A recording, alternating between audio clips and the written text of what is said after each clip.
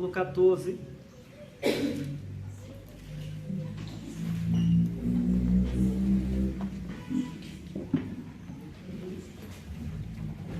Apocalipse, capítulo 14, versículo 9.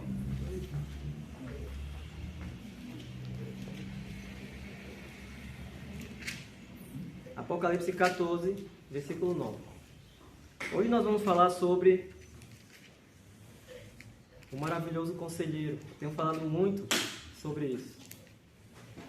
Porque nas últimas semanas Deus tem falado muito comigo em relação a isso. E espero que da forma que Deus conseguiu me alcançar, até mais ainda alcance o coração dos irmãos, com essas palavras que não são minhas. Irmãos, eu confesso que depois que eu ouvi, eu ainda tenho muito a aprender, tenho uma vida inteira para aprender, mas o pouco que Deus me mostrou tem feito de mim um homem que não se preocupa com o relógio. Eu já vou explicar. Eu saio para fazer o trabalho do Senhor, isso não é para minha glória, mas para a glória de Deus. E pelo que Ele tem me mostrado, nós não temos nos preocupado. Daqui a pouco dá a hora do almoço para voltar. E quando a gente entende o que Deus propõe para nós, eu creio que Deus coloca no coração do pecador, as pessoas precisam ouvir. E chega dia que a gente esquece do relógio, do almoço. A gente pensa que tem mais pessoas para ouvir. E quando a gente se deu conta, passou o horário do almoço, Nossa! Então, Deus quer fazer isso conosco. E certa vez, os discípulos preocupados perguntaram para o Salvador: Senhor, come? E ele falou: a minha vontade, meu alimento está em fazer a vontade daquele que me enviou. Então, ao ler Apocalipse 14, versículo 9, diz assim: E seguiu-os o terceiro anjo, dizendo com grande voz: Se alguém adorar a besta e a sua imagem, e receber o sinal na sua testa ou na sua mão, também este beberá do vinho da ira de Deus, que se deitou, não misturado, no cálice da sua ira, e será atormentado com fogo e enxofre, diante dos santos anjos e diante do Cordeiro. E a fumaça do seu tormento sobe para todo sempre, e não tem repouso nem de dia nem de noite, os que adoram a besta e a sua imagem, e aquele que receber o sinal do seu nome. Aqui está a paciência dos santos, aqui estão os que guardam os mandamentos de Deus e a fé de Jesus. Aqui se trata de uma mensagem que eu sei que os irmãos conhecem, os irmãos têm passado estudos. A terceira mensagem angélica, a última advertência de Deus a nós pecadores. A última advertência de Deus à terra. Depois dessa advertência, Jesus Cristo virá buscar aqueles que aceitaram essa mensagem. Ele fala quem são, está no versículo 12. Guardam os mandamentos de Deus e têm a fé de Jesus. Então não tem como ir contra isso. Todos aqueles que aceitaram esse evangelho, eles vão fazer parte de um povo que obedece os mandamentos de Deus unicamente pela fé do Senhor Jesus. E Deus conta com seu povo para ir levar essa mensagem. Deus conta conosco. Deus conta com seu povo para levar essa verdade ao mundo. Uma verdade que não agrada o mundo. Mas nós não estamos aqui para agradá-los, né?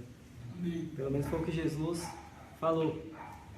Mas irmãos, não pode fugir da nossa mente que para entregar uma mensagem dessa precisamos de um poder que nós não temos.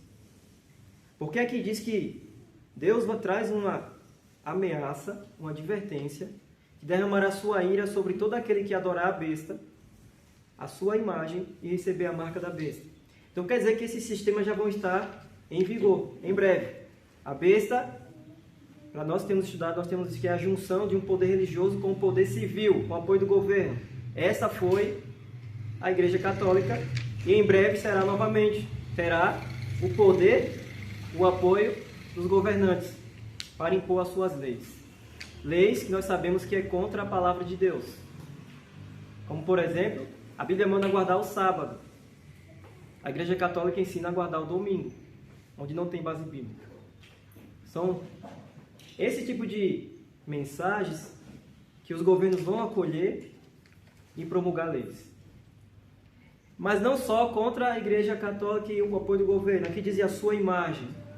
Nós sabemos que em breve as igrejas evangélicas, o protestantismo caído, que hoje não tem seguido a palavra, acabou a questão de só a escritura, não tem seguido.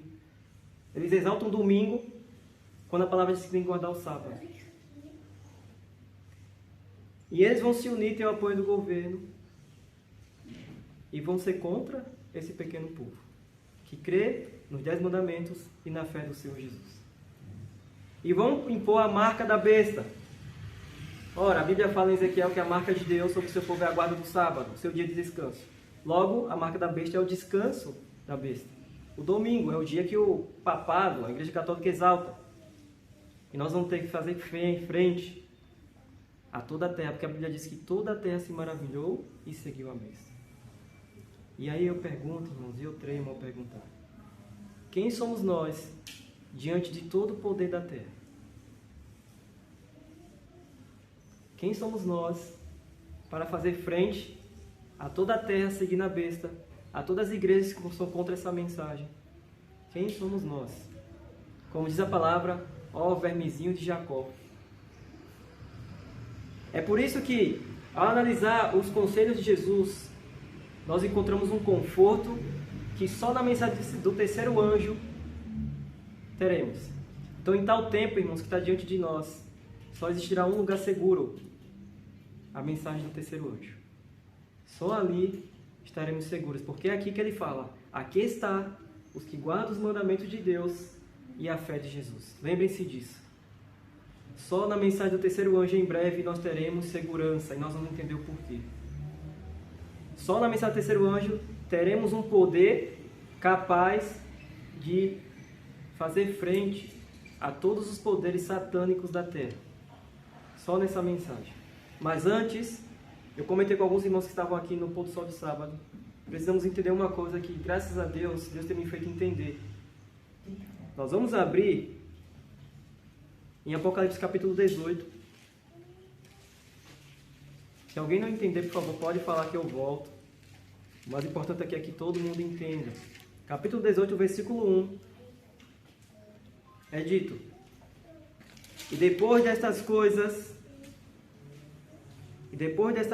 vi descer do céu outro anjo, que tinha grande poder, e a terra toda foi iluminada com a sua glória.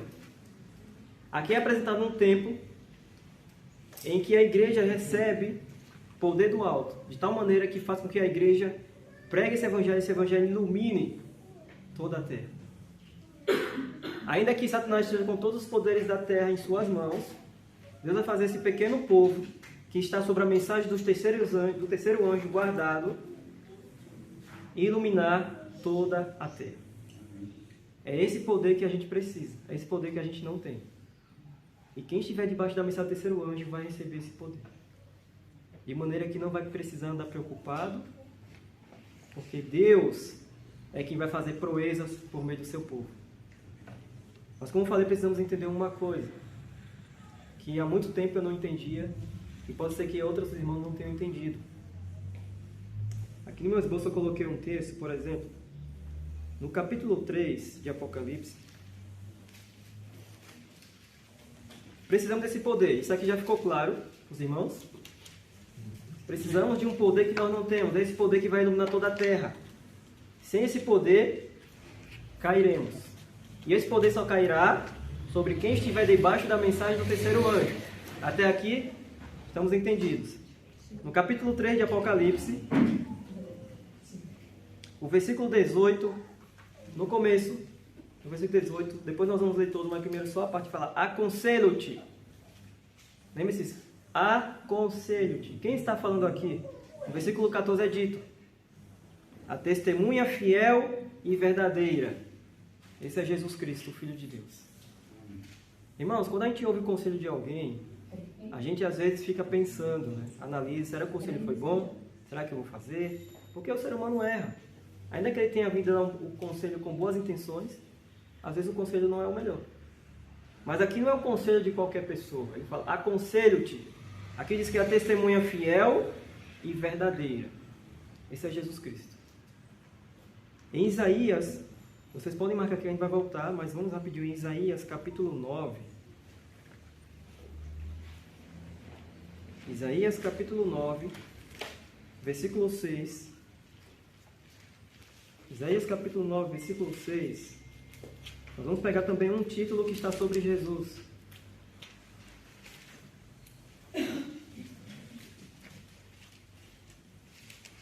Isaías capítulo 9, versículo 6 diz assim. Vou pular para a parte ali depois dos 2 pontos. Que ele fala, e o seu nome se chamará. Ele começa dizendo, maravilhoso conselheiro. É o que a gente precisa para hoje. Esse título que Jesus tem.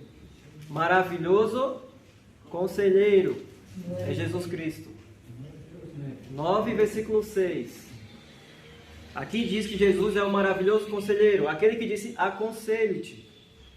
Então, faz bem para todos nós ouvir esse conselho. Porque não existe outro maravilhoso conselheiro a não ser Jesus Cristo, nosso mestre. Aquele que morreu para nos salvar. Então, agora nós podemos ler o texto com confiança. Por quê? Porque no versículo 17, voltando lá, tem pessoas que ouvem o conselho e não dá importância. Acha que não precisa. Mas se a gente olhar aqui, quem deu o conselho foi Jesus, o maravilhoso conselheiro. Aquele que não erra. A testemunha fiel e verdadeira, nós vamos dar a atenção que o verso precisa. As pessoas disseram no versículo 17, rico sou, estou enriquecido e de nada tenho falta. De nada tenho falta.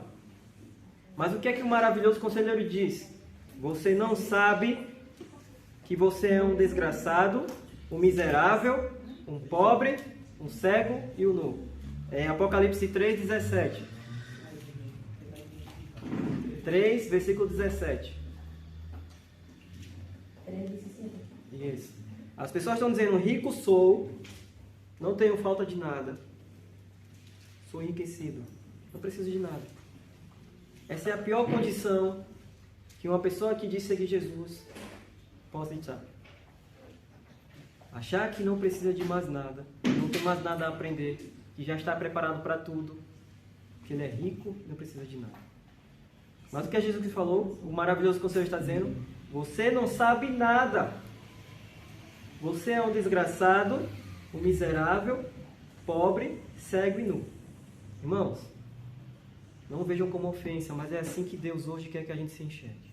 Não só hoje, mas todos os dias. Nós somos desgraçados, miseráveis, pobres, cegos e nu. A gente acha que não é, mas Jesus está dizendo, você não sabe, você é. Aqui é Isaías 28. Deus traz mais um texto para reforçar que nós precisamos entender que é assim. Isaías 28.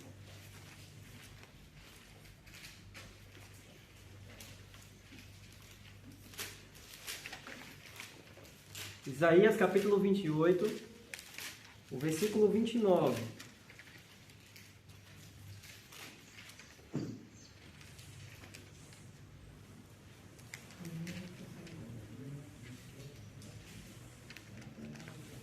Isaías capítulo 28, versículo 29 diz assim: até isto procede do Senhor dos Exércitos. Então, o profeta vai dizer uma coisa para nós aqui. Isso procede do Senhor dos Exércitos. Não procede de mais ninguém. Só dele. É maravilhoso em conselho e grande em obra. Só Deus. É maravilhoso em conselho e grande em obra.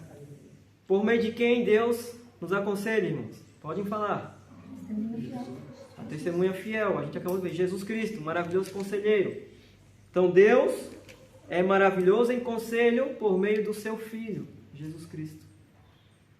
Mas também diz que Ele é grande em obra. Então quando Jesus fala assim, ó, você não sabes que você é isso, é um miserável.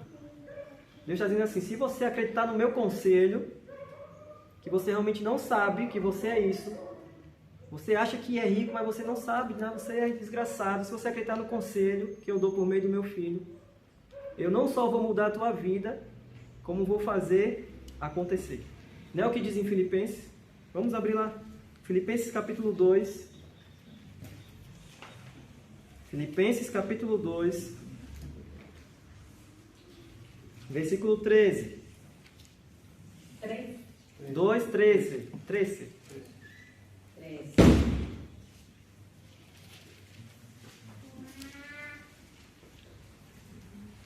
Apocalipse 2, não, Filipenses 2, versículo 13.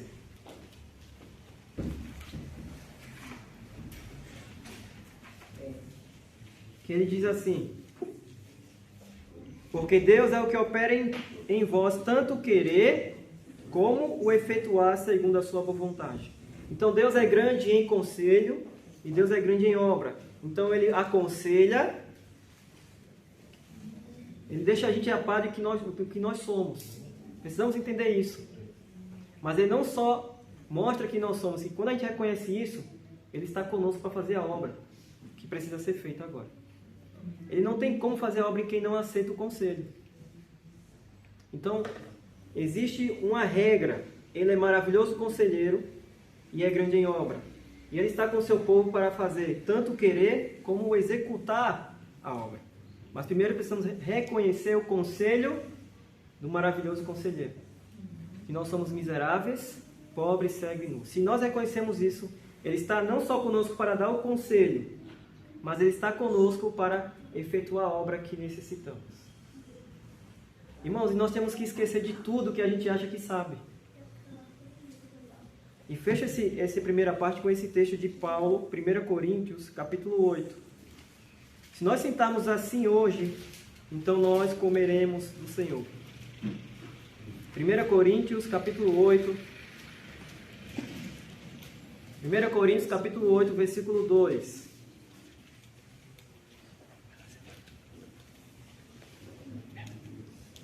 1 Coríntios capítulo 8, versículo 2.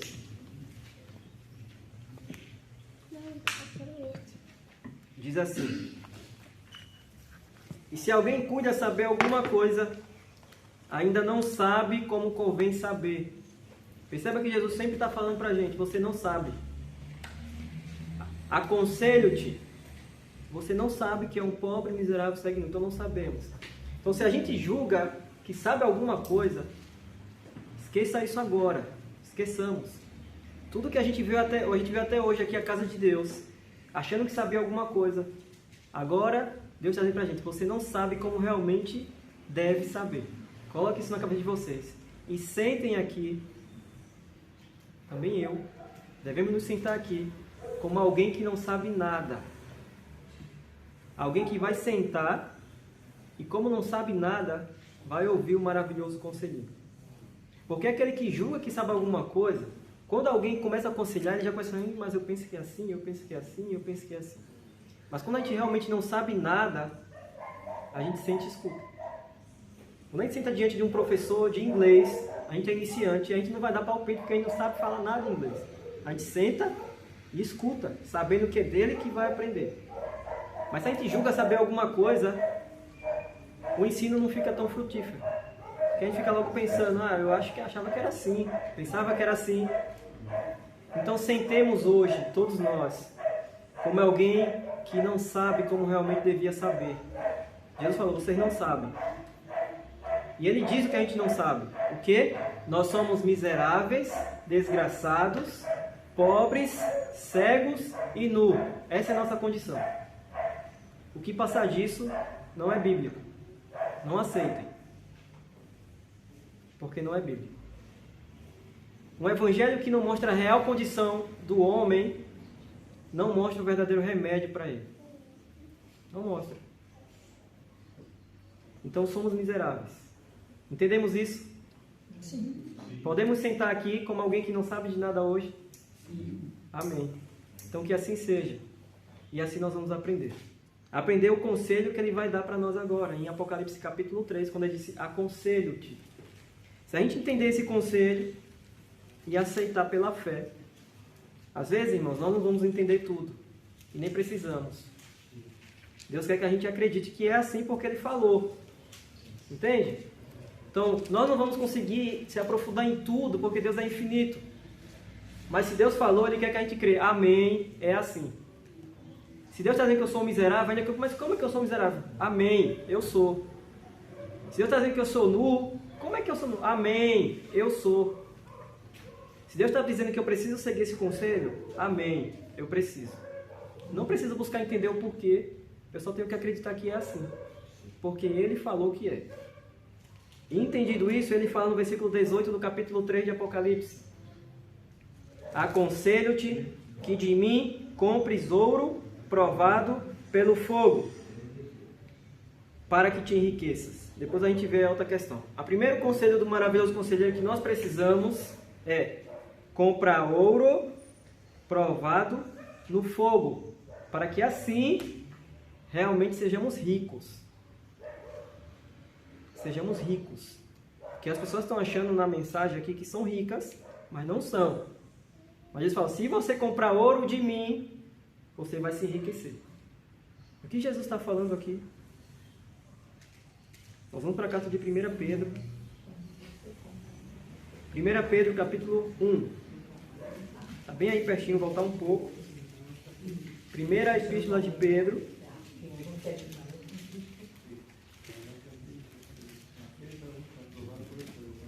Primeira epístola de Pedro, capítulo 1.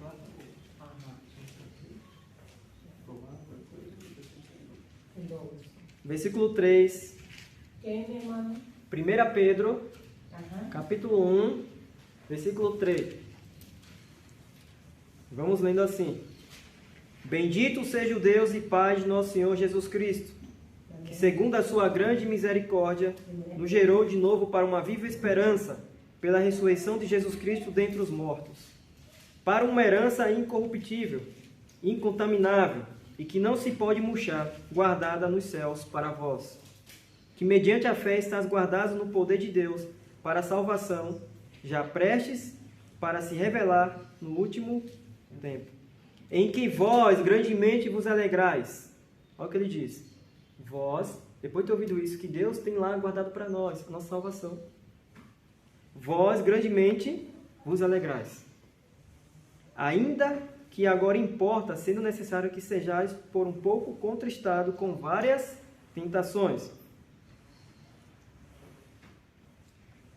O apóstolo Pedro está pedindo para a gente se alegrar, não pelo fato de passarmos pelas tentações, mas para lembrarmos nesse momento que tem uma salvação guardada para nós, que foi dada mediante ao Senhor Jesus Cristo. E aí no versículo 7, ao falar disso, ele diz: para que a prova da vossa fé, muito mais preciosa do que o ouro, que perece e é provado pelo fogo, se ache em louvor e honra e glória na revelação de Jesus Cristo. Jesus pediu para a gente comprar o ouro dele provado pelo fogo. Ele diz aqui, Pedro faz a comparação da fé provada pelas tentações, como o ouro provado pelo fogo. Irmãos, se teve uma fé que foi provada ao extremo, ao máximo, em tudo, foi a fé de Jesus Cristo. Satanás tem inúmeras armas em seu arsenal. E ele tirou todas para fora, quando Jesus veio como homem. Jesus foi provado do princípio até a sua morte, desde quando colocou o pé nessa terra como homem. E Satanás usou todas as formas para fazê-lo cair, porque ele sabia que se ele fizesse Jesus cair, ele tinha do que se gabar diante de Deus. Nós estávamos perdidos, e Jesus Cristo não voltaria mais ao céu, também seria destruído. Mas Jesus se apegou ao seu Pai, e em nada ele pecou. A sua fé foi provada e aprovada. Esse é o verdadeiro ouro. Lembre que o que diz a mensagem do terceiro anjo: os que guardam os mandamentos e não têm a fé em Jesus, mas eles têm a fé de Jesus. A fé de Jesus é essa fé que passou por todo tipo de prova e foi vitoriosa. É essa fé que Jesus pede para que a gente compre dele. É essa fé que precisamos, a fé de Jesus. Jesus não pecou. Em cada tentação, ele tinha cada um de vocês na mente. por seu grande amor. E ele não cedeu. E a fé de Jesus foi vitoriosa. Por isso ele disse: tende bom ânimo. Ele falou: fique triste quando passar por provas. Tenham bom ânimo. Vocês vão passar por aflições. Mas lembre-se de uma coisa: eu venci o mundo. Ora, vamos parar para pensar uma coisa aqui, irmãos, antes de avançar para o próximo texto. Quando alguém chegar para mim e falar: olha, fica feliz porque eu consegui, vai. Eu posso parar e perguntar: tudo bem, você conseguiu, você se preparou. Aí, o que é que tem a ver comigo? Eu sou outra pessoa. O que garante que se você conseguiu, eu vou conseguir também? Eu questiono. Vai lá, pula daquela árvore para outra, eu consegui. Sério, você conseguiu, mas se eu pular ali e cair, é normal. Mas Jesus está dizendo: eu venci o mundo porque ele sabia que a fé dele ia ser comprada por ele, dos seus discípulos. Precisamos comprar a fé de Jesus. Essa fé que vai estar sobre as pessoas que estão guardadas na mensagem do terceiro anjo. E como é que se compra? De graça. É só pedir. Sou eu que digo isso? Não, quem diz é o próprio Deus. Vamos abrir em Isaías. Isaías capítulo 55. Isaías capítulo 55. Isaías 55, versículo 1.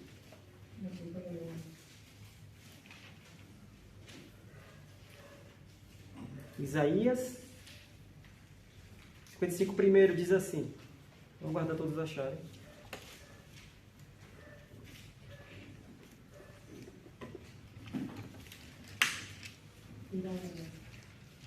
Diz assim: ó vós, todos que tendes sede, vinde às águas, e os que não tendes dinheiro, vinde, comprai e comer. Sim, vinde, comprai sem dinheiro e sem preço vinho e leite.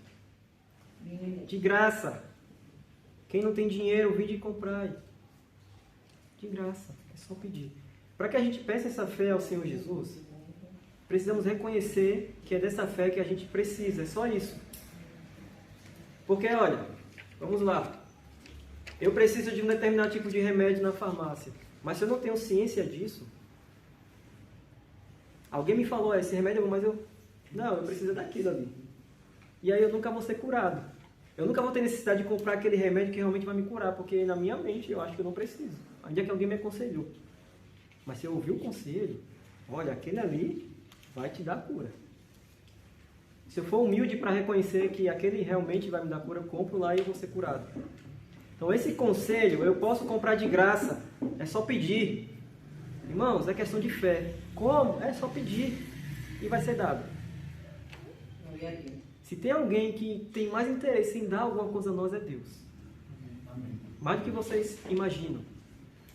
É só pedir: Senhor, me dá a fé do Senhor Jesus. Hoje eu reconheço que é dessa fé que eu preciso e vai ser dado. Vai ser dado, é simples. O Evangelho de Deus é simples. Não tem nada para assim, causar dúvida na nossa mente. Peçam e vai ser dado. Mas, como eu falei, só pede quem reconhece que precisa. Por isso que ele falou: você é um miserável. É esse ouro que você precisa. Agora, reconhecendo que precisamos desse ouro, vamos pedir, irmãos. Todo dia. A Bíblia fala que Jacó não largou o anjo enquanto não deu a bênção. O anjo tocou lá na coxa dele, deixou ele manco, mas ele não largou. Até que o anjo reconheceu e o anjo do Senhor, né? E deu a bênção. Então nós não deixamos de colocar o joelho no chão até Jesus nos dar essa fé. E Ele vai dar. Porque quem insiste mostra que quer. Quando eu não quero uma coisa, eu tento uma vez, depois, eu sabia que não ia dar certo, e depois para. Mas quem insiste, vai lá, liga, a pessoa não atende, eu vou lá na casa dele. Bate, não atende. Procura saber qual é o horário que ele chega em casa, para naquele horário e vai, e até que consegue falar com a pessoa. Esse quer. Quem não quer, ele liga. Eu não vou não, porque a pessoa não atendeu. Reconhecendo que precisamos dessa fé. A fé que é provada pelo fogo e vence, agora é só pedirmos. Irmãos, isso não causa alegria em vocês? Sim, com certeza. Somos miseráveis, mas tem alguém que dá o que a gente precisa. A fé dele que venceu o mundo. Agora tem um detalhe importante, que que eu tive meditando. Vamos lá para 1 Pedro de novo. 1 Pedro. Mais uma vez, irmão, não percam tempo enquanto estamos abrindo 1 Pedro, perguntando como é que eu vou fazer? Creia que é assim e ponto. Se Deus está dizendo que é assim, se a gente for lá sem dinheiro, só pedir Ele vai dar, Ele vai dar. Não fiquem dando abertura para me botar dúvida, mas será que Deus vai lhe dar? Será que Ele vai dar e pronto? Ele falou que é assim e é assim. 1 Pedro, capítulo 4, tem uma coisa interessante, eu anotei aqui para nós. Versículo 12, 1 Pedro 4, 12. Como é que ele começa, irmãos, o versículo? Como? Amados. Irmãos, nós somos amados por Deus. Como é que Ele não daria o que a gente pede? Segundo a sua vontade. E a vontade dele é nos dar essa fé. Então lembre-se disso, nós somos amados. Quando a gente vai até uma pessoa pedir algo, quando a gente sabe que é uma pessoa que nos ama, a gente tem coragem de ir pedir. Se a pessoa disser não, a gente vai entender, olha, tem alguma coisa que ela me ama. Ela viu algo naquilo que eu pedi que ia me fazer mal. Mas quando é uma pessoa que a gente não tem segurança que nos ama, a gente fica, acho melhor não pedir nada não. Também está dizendo, vocês são amados. Lembre-se disso, somos amados. Como? Pecador e miserável, pobre e cego, como nós somos amados. Fizemos alguma coisa? Nada. Pelo contrário, nós demos trabalho. Mas assim somos amados. E Ele quer que a gente creia nisso. Então os irmãos podem crer que é assim? Sim. Amém. Então peçam porque nós somos amados. E Ele continua dizendo: não estranheis a ardente prova que vem sobre vós para vos tentar, como se coisa estranha vos acontecesse. Perceba que o apóstolo disse: não estranheis a ardente prova que vem sobre vós para vos tentar. Olha, quando uma pessoa é muito tímida, eu já fui muito tímido, ainda sou um pouco, mas de maneira que quando tinha aqueles trabalhos de escola, que a professora pedia para apresentar na frente, eu não tinha coragem. Eu era aquele que segurava a cartolina e ficava atrás. Muitas vezes eu pedi permissão à professora para só segurar a cartolina e ela percebeu que eu não conseguia, não dá para falar. Começava a tremer, suar e ela permitiu. Então eu botava a cartolina aqui na frente, cobria o rosto e os outros falavam. A minha parte no trabalho foi ajeitar a cartolina e mostrar. Então eu já fui muito tímido. Tem algumas situações que eu até fico tímido, mas hoje eu falo mais, né? Quem me conhece sabe, falo até demais.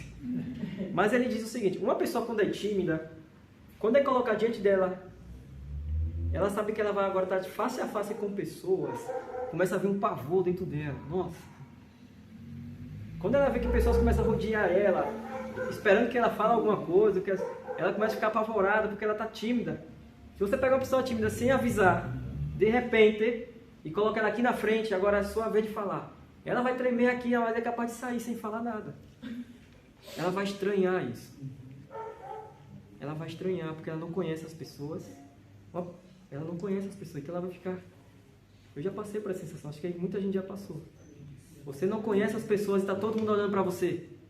De repente, você fica com pavor porque você é tímido. Uma pessoa que já não é tímida não importa, pode nunca ver a pessoa na vida, vai falando. Quando o apóstolo fala assim, não estranheis a ardente prova que vem sobre vós, ele fala para a gente não ser tímido.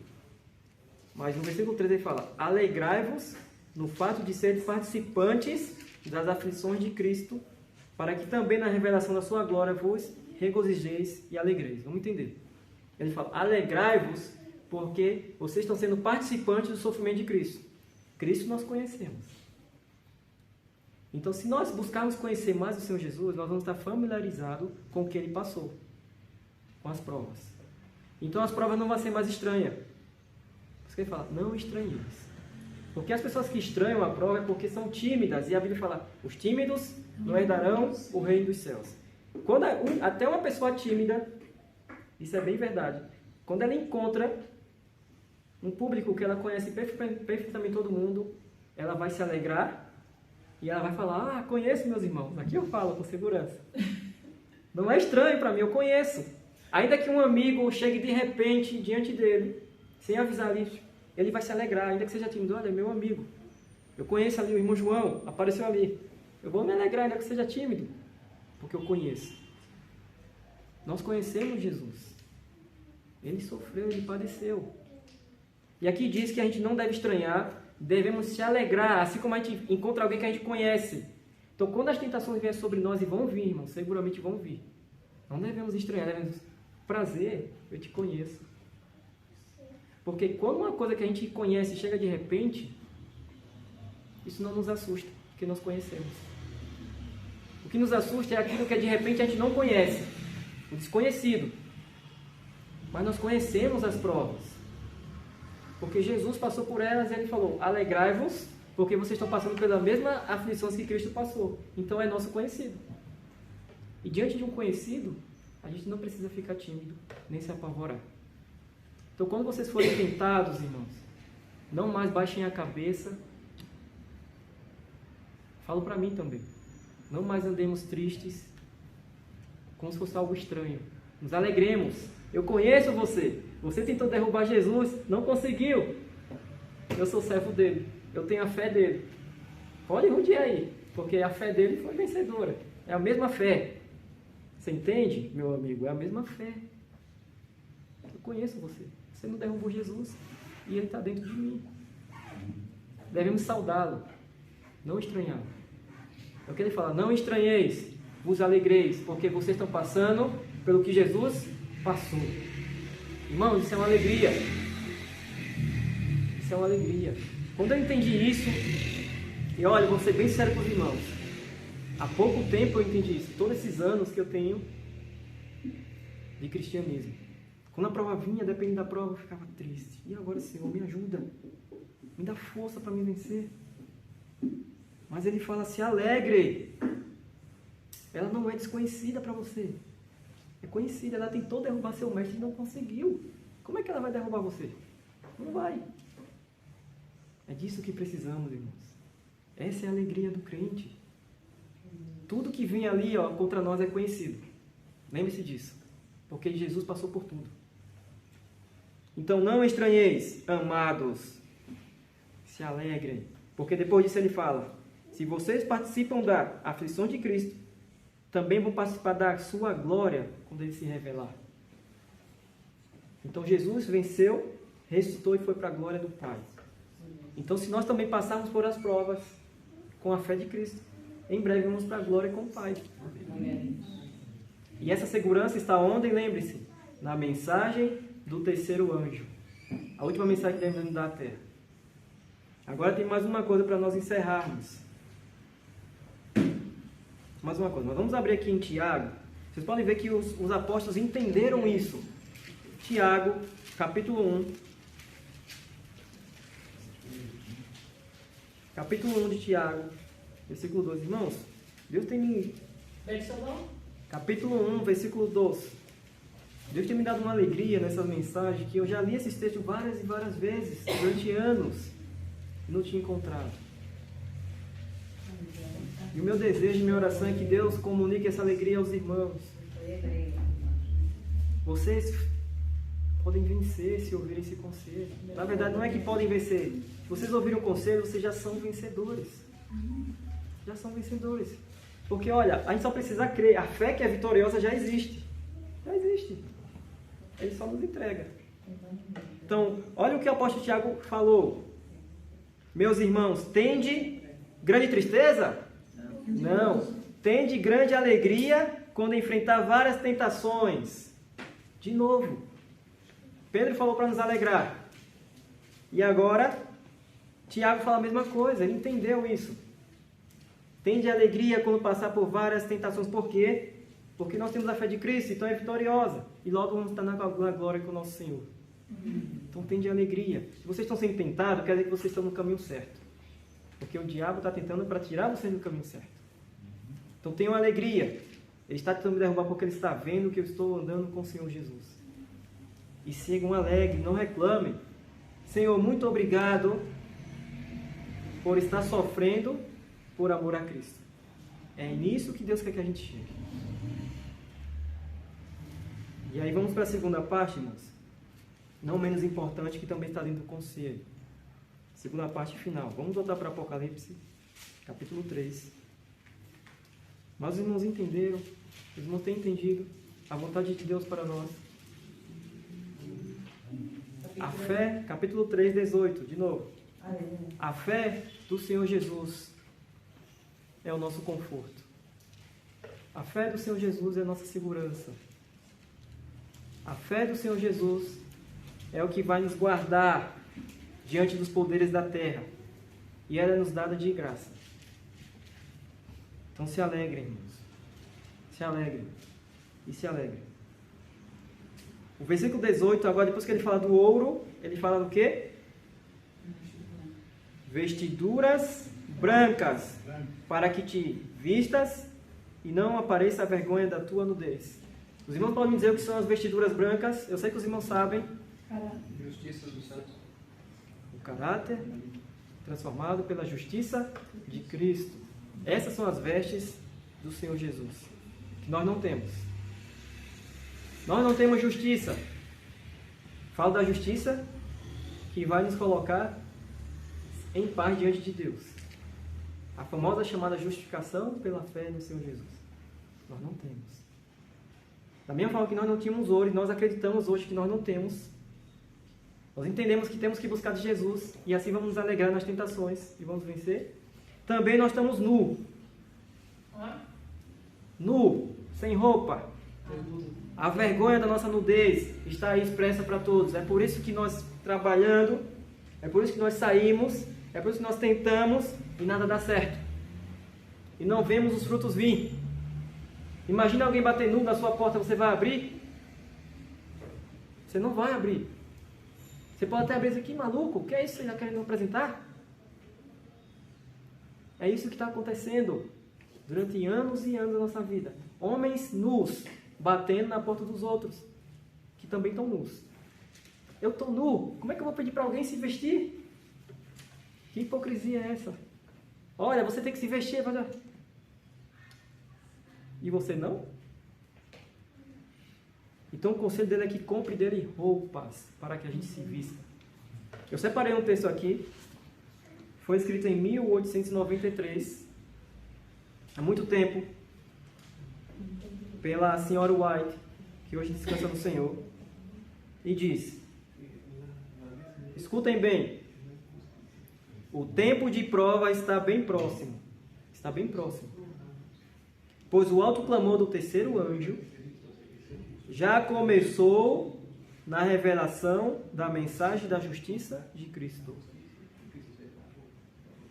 Então, a serva do Senhor diz que o alto clamor já começou. Mas começou por onde? Na revelação da justiça de Cristo. Aquele anjo que desce com todo o poder para iluminar toda a terra, vai dar o alto clamor que vai alcançar todas as pessoas da terra. Essa mensagem já iniciou. Aonde? Na revelação da justiça de Cristo. Então, se a gente quer fazer parte disso, nós temos que entender a justiça de Cristo. As vestiduras. Ela fala: este é o início da luz do anjo, cuja glória encherá toda a terra. Esse é o início. Irmãos, quem entrar na mensagem, terceiro anjo vai estar seguro. O início dela é entendermos a justificação pela fé no Senhor Jesus. A justiça de Cristo. As vestiduras. Vestiduras que não tem um fio tecida por dedo humano. Tecida no céu. Vou ler mais outro texto e a gente vai para as Escrituras. Ela diz: a mensagem da justiça de Cristo deve soar de uma extremidade do mundo a outra. Esta é a glória de Deus que enche toda a terra e encerra a obra do terceiro anjo. A justiça de Cristo é a glória que vai encher toda a terra. Tudo mais que os homens vão ouvir sobre não adorar a besta, sobre não seguir a imagem da besta e não receber a marca da besta, tudo será dado mediante a mensagem da justiça de Cristo. Porque sem essa justiça, ninguém vai conseguir vencer. Ninguém vai conseguir vencer. Então, como entender, ou pelo menos saber como receber essa justiça? Como ser vestido? Porque se eu sair com roupa, as pessoas vão olhar para mim e dizer: nossa, ele tem roupa. Estou falando de um modo figurado espiritual. A roupa de Cristo. E elas vão querer ter essa roupa. porque elas estão nuas. Então nós vamos abrir em Filipenses e entender como aconteceu, como se deve ser com a gente para receber essa justiça. Filipenses capítulo 2. Nós já estamos encerrando, irmãos, mas é importante entendermos isso. Filipenses capítulo 2.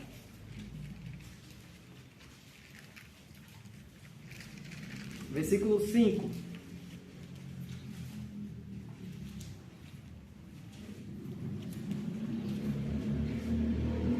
Filipenses capítulo 2, versículo 5 diz assim, vou ler segundo a tradução da King James. De sorte que haja em vós a mesma mente que houve também em Cristo Jesus. Então o que ele diz? De sorte que haja em vós a mesma mente que houve em Cristo Jesus. Irmãos, meditando nas Escrituras, o pouco que eu pude aprender é o seguinte: só existiu uma mente, e hoje continua sendo assim, que entende o que é a justiça de Deus e como receber. Essa mente é a mente do Senhor Jesus. A nossa não.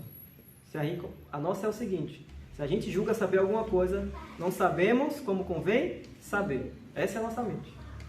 Não sabemos. Mas a mente de Cristo, ela entende completamente o que é a justiça do seu Pai e como receber. Quando ele fala de maneira que haja em vós a mesma mente de Cristo, logo embaixo ele diz o quê?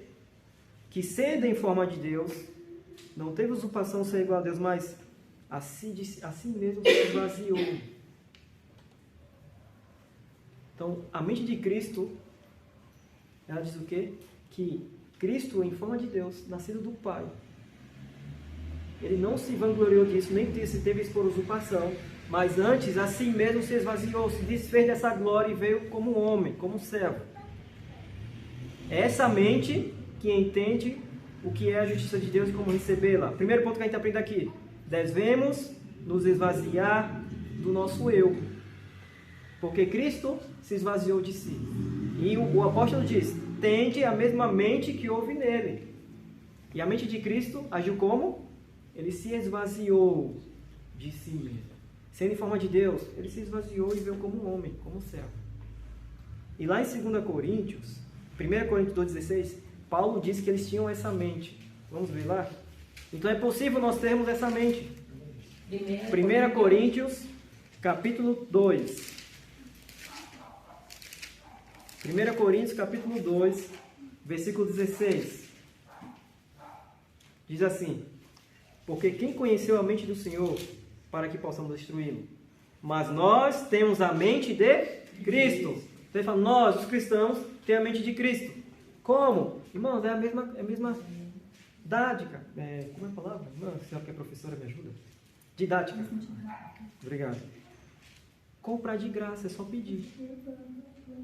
Mesma forma que eu peço para ter a fé de Jesus, eu posso pedir para ter a mente de Cristo, porque essa mente é a primeira coisa que ela faz. Lembre-se do que o Paulo falou lá em Romanos 7, vou resumir, mas conhecemos, que na nossa mente nós sabemos a lei de Deus, nós conhecemos, entendemos o que é fazer o bem, mas no nosso corpo há uma lei de pecado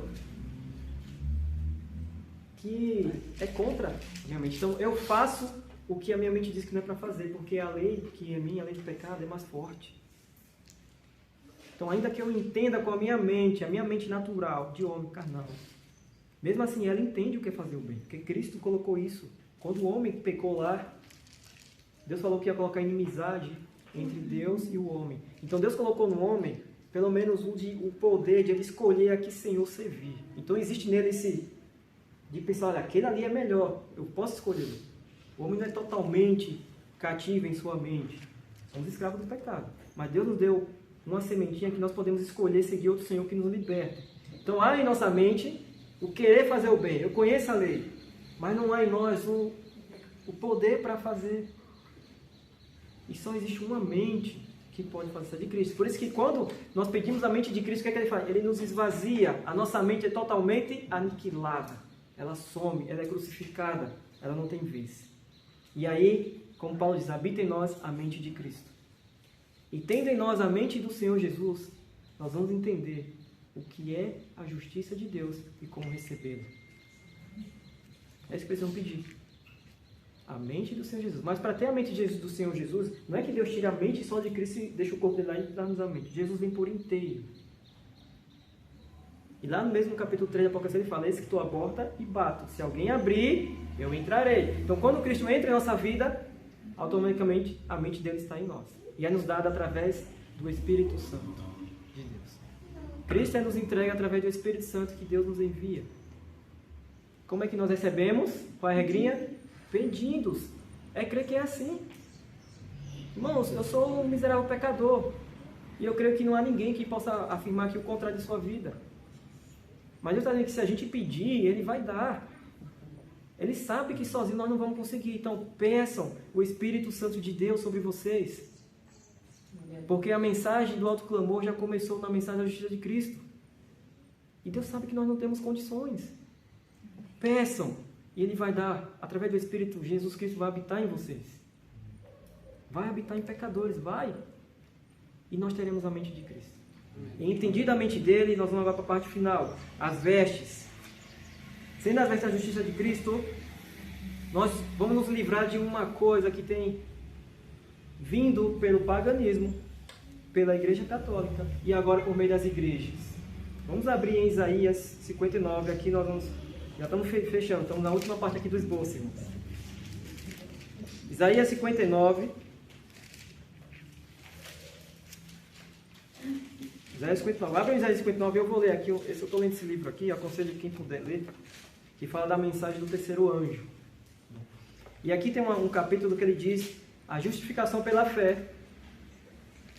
A justificação pela fé, segundo a Igreja Católica e as igrejas aí fora. Tá bom? Como é que eles interpretam a justificação pela fé? Deixem aberto em Isaías 59. Mas olha como eles interpretam. Deixa eu abrir aqui. No capítulo 69. Vou ler uns dois textos. É só um parágrafozinho pequeno. É tirado de um livro que um padre escreveu.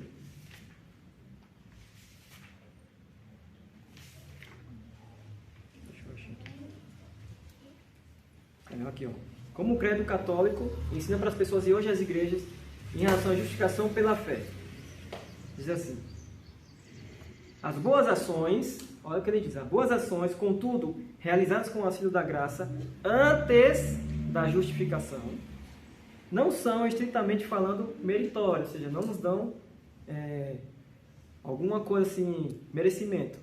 Mas perceba que ele diz, as boas ações cometidas antes da justificação, não é que são obras meritórias, mas elas servem para suavizar o caminho para receber a justificação. Isso é a justificação pela fé segundo a Igreja Católica. Que as nossas boas obras, antes de entender e receber a justificação de fé em Cristo, não nos dão merecimento, mas elas servem para preparar o caminho para mim receber essa justiça. Irmãos, isso é de Deus ou isso é do diabo? O diabo. Totalmente. Existe obra nossa que suaviza o caminho para receber a justiça de Deus? Mesmo. Nós vamos ver na Bíblia já o que é que a Bíblia diz. Vou ler só mais um texto que ele diz assim: isso é o que as igrejas estão ensinando. Faça isso e Deus vai te dar. Faça um pouquinho aqui e você vai receber de Deus. Seja bonzinho aqui e você vai estar se preparando para receber a justiça de Deus. É um evangelho que tem o dedo de Satanás, do diabo. E não é isso que a gente precisa.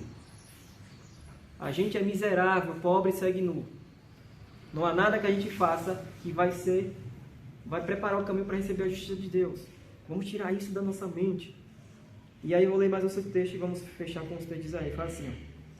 Mas se com a ajuda da graça efetiva, boas obras são praticadas por uma pessoa que se encontra em um estado de graça justificadora, essas, então, são aceitáveis a Deus e tornam-se merecedoras de um aumento de graça na terra e de um aumento da glória de Deus. Então, ele está dizendo o seguinte, resumindo, se as obras praticadas pela graça justificadora, elas nos tornam merecedores de que a graça aumente mais ainda em nossa vida.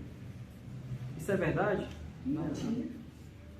Lembre que Jesus falou, nós somos miseráveis. Isso não vai passar ainda. Vai ser assim. Então não existe obra, ainda que Deus tenha me abençoado com alguma coisa, obra que faça essa graça aumentar. Não. Ele fala, onde abundou o pecado, superabundou a graça. A graça já é superabundante na vida de todo pecador. Sem fazer obra para merecer nada. Agora vamos para o que a Bíblia diz, para fechar. Sei que já me estendi, né? Então Isaías 59, versículo 6 diz assim: Versículo 6. As suas teias não prestam para vestes, nem se poderão cobrir com as suas obras. As suas teias não servem para veste. Que veste? Aqui Jesus falou: vocês são nus e precisam da minha veste. As suas obras não lhe cobrem. Não existe obra que nós possamos fazer que vai nos cobrir. Essa roupa foi tecida no céu. E o modelo, o manequim, foi o Senhor Jesus Cristo. Não existe obra que a gente faça aqui na terra que vai fazer a gente se cobrir com essa veste. Agora é o que ele diz: por que as pessoas não têm recebido a verdadeira veste? No versículo 4. Umas pessoas pensam que as suas obras lhe cobrem. Diz no versículo 4: não há quem clame pela justiça. Não há quem clame pela justiça. As pessoas acham que estão vestidas, então elas não vão clamar pela verdadeira vestimenta. Elas acham que as obras delas, as igrejas, as pessoas no mundo estão achando que as obras delas já estão vestindo elas. Mas ele está dizendo aqui: não está vestindo vocês. Diferente dessas pessoas que não estão clamando por justiça, nós, aqui, hoje, nós devemos clamar pela justiça do Senhor Jesus. Porque as nossas obras não servem para nada quando se trata de justiça. Consegue entender isso, irmãos? Se a gente entender isso,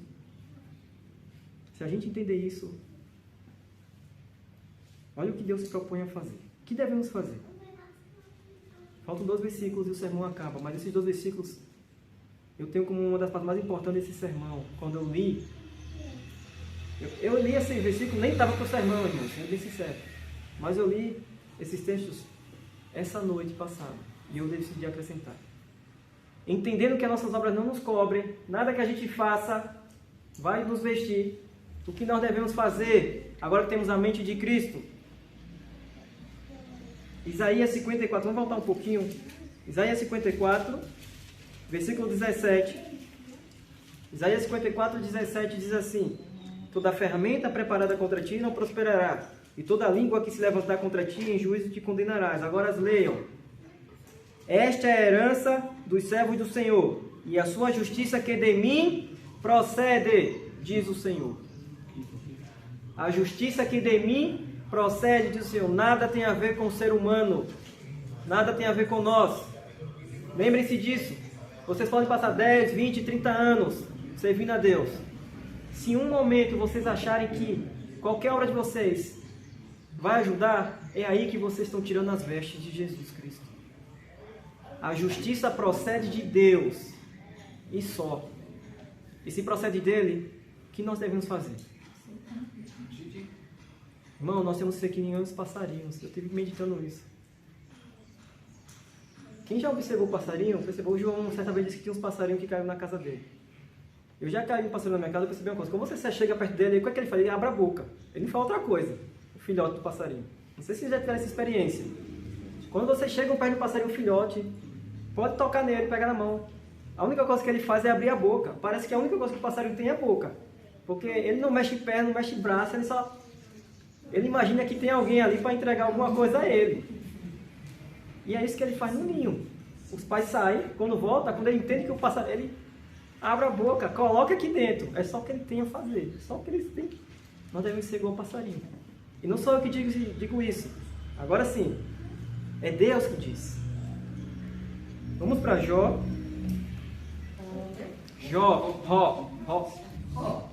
Jó 29. Deus que diz isso, para nós sermos igual aos passarinhos. Nós só temos que ter a boca, abrir e esperar que alguém dê. Jó 29, versículo 23. Diz assim, 29 de Jó, 23. Diz assim: porque me esperavam como a chuva. Então nós devemos esperar o Senhor como o quê? Como a chuva, porque Ele prometeu dar. E vai iluminar toda a terra. E Ele diz: abriam a sua boca como a chuva tardia. O que eles faziam? Abriam a boca, esperando a chuva tardia. A chuva tardia é a chuva serôdia. E a primeira é a temporã. Abriam a sua boca como a chuva tardia. É o que o passarinho faz. Ele não se esforça, ele só abre a boca e, na fé, acreditando que vai entrar alguma coisa ali para alimentá-lo. Então ele abre a boca. Agora, último versículo, irmãos. Salmos 81, versículo 10. Com a boca aberta, olha o que Deus disse que vai fazer conosco. Salmos 81, versículo 10. Salmos 81, versículo 10. 81, 10 diz assim: Eu sou o Senhor teu Deus, que te tirei da terra do Egito. Abre bem a tua boca e eu te encherei. É a promessa de Deus. Ele está pedindo para a gente fazer alguma coisa? Façam isso. Não, ele está dizendo, abram a boca e eu vou encher. O passarinho não pede nada. Ele simplesmente nasceu, está no ninho e está com fome. E ele reconhece que está com fome. Ele está lá gritando, gritando, gritando. Daqui a pouco a mãe chega e ele só faz abrir a boca. E a barriga é cheia. A barriga é cheia. De repente o passarinho começa a gritar, gritar, gritar. A mãe vai lá buscar. Quando a mãe volta, o passarinho só abre a boca e é cheio. E o Senhor está dizendo, esperem como alguém que espera a chuva e abram a boca. Eu sou o Senhor teu Deus. Abram a boca e eu mesmo vou encher vocês. Então, irmãos, vamos parar de tentar fazer algo para encher, para vestir, para receber. O que nós precisamos fazer é abrir a boca. Traduzindo, é crer no Senhor Jesus. Entreguem a vida de vocês a Ele e nós vamos ser cheios. Tudo que os homens buscam encontrar, nós temos aqui. Deus está falando, abram a boca de vocês e vocês vão ser cheios. Irmãos, com isso vocês podem se alegrar e se ajoelhar e orar comigo? Amém. Podemos orar crendo